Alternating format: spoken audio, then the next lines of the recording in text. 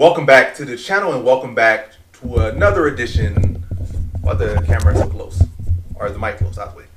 But anyway, welcome back to the channel. Welcome back to another edition of Parlay Busters. And this is edition of Parlay Busters. I'll be doing UFC Fight Night, Allen versus Costa. So yeah, let's get to the Parlay Busters. Only got like 2 this week. It is what it is. Could be 3, but like it is. I'll just stick with 2. Next week I'll probably have 3, maybe 4, maybe 5. But this week I'll just go with 2. All right, so the first one is Gurule. And that's not me saying Gurule is going to win. That's me saying Gurule is going to lose. So Louis Gurule, the first parlay buster. I don't know why he's a favorite. I feel like most people are leaning to him being the dog, but the odds have him as a favorite. So that's, I pretty much parlay busters mostly going to do favorites. Sometimes I might do, if it's like a real popular dog, I might say, yeah, that dog going to bust your parlay. Don't go with that dog. But mostly it's just favorites. So Gurule happens to be a slight favorite for whatever reason right now. Not to say he don't got no chance to win. He got a good chance to win, but it's hard. You really should never really be trying to put your back in the guy that don't have a single UFC win. That's not really a good spot to go to. But hey, Gurule might still come through. But yeah, I feel like Gurule just in a spot where stylistically he hasn't really shown great offensive wrestling. He has good wrestling defense, but not particularly great wrestling offense at this level. And I think Barras can address the grappling that he does have.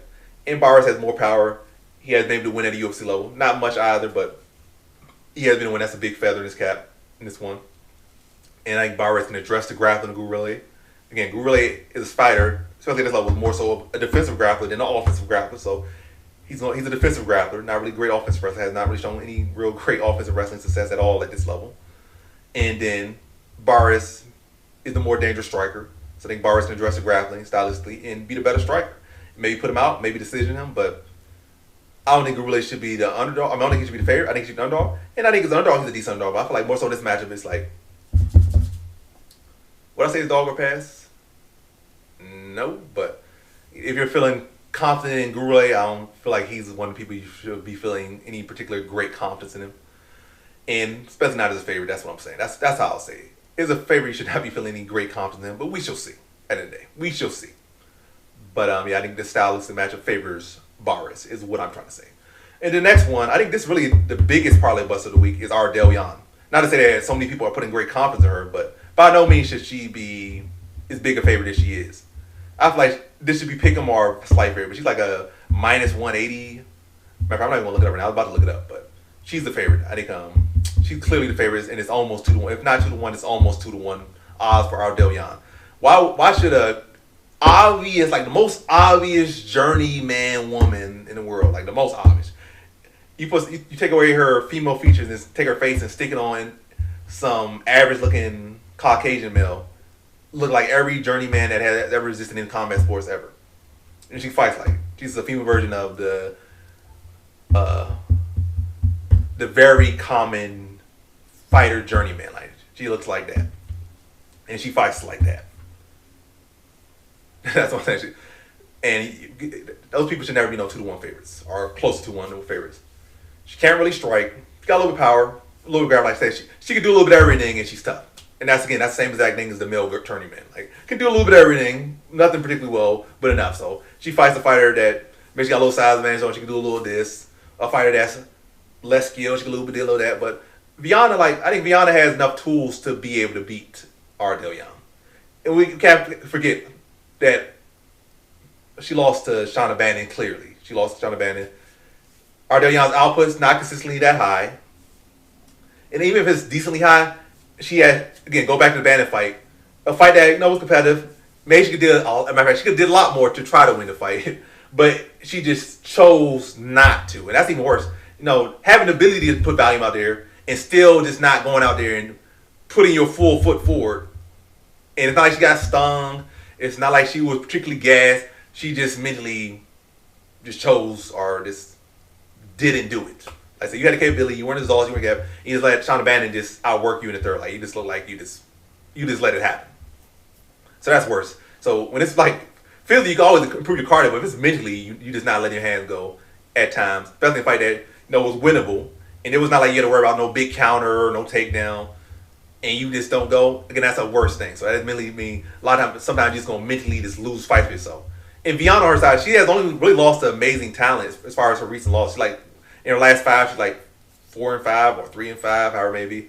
She lost to like Tabitha Ricci, who's, I'm not gonna like she's no world beater, but Tabitha Ricci is a legit top 6 fighter.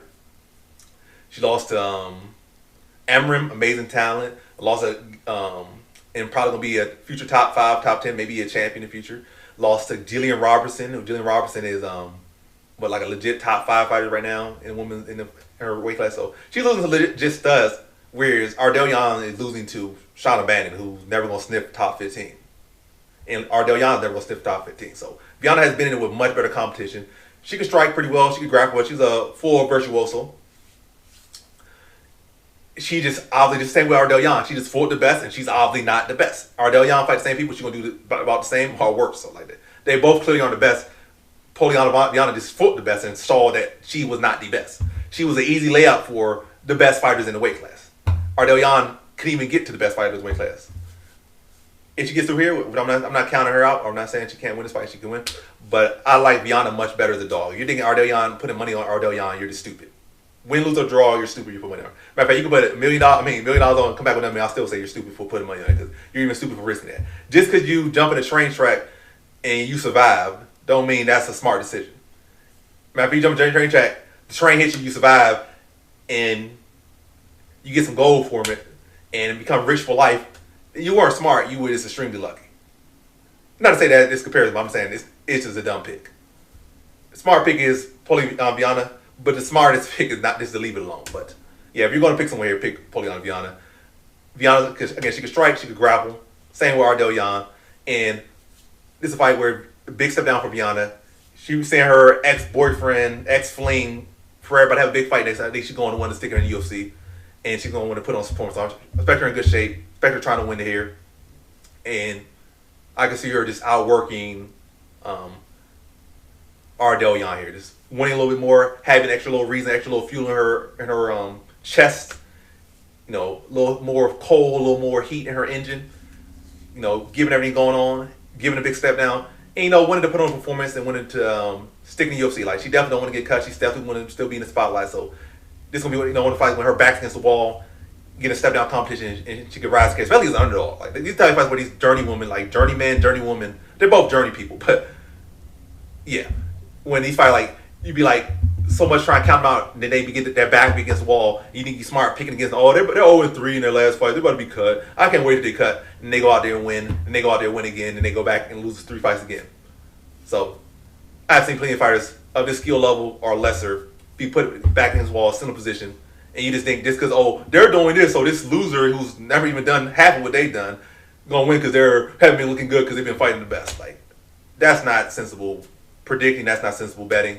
If it is, it is. But regardless, again, that's not sensible. So I think Viana will be able to work her and be more than hold her own in every department. Maybe even be a beater in the strike and be a beater in the grappling. I think it's more so just outworking her. Be able to throw more, land more, be busier, maybe mixing a takedown, and beat Ardell Yan by decision. So yeah, parlay bust. This 2 for this week.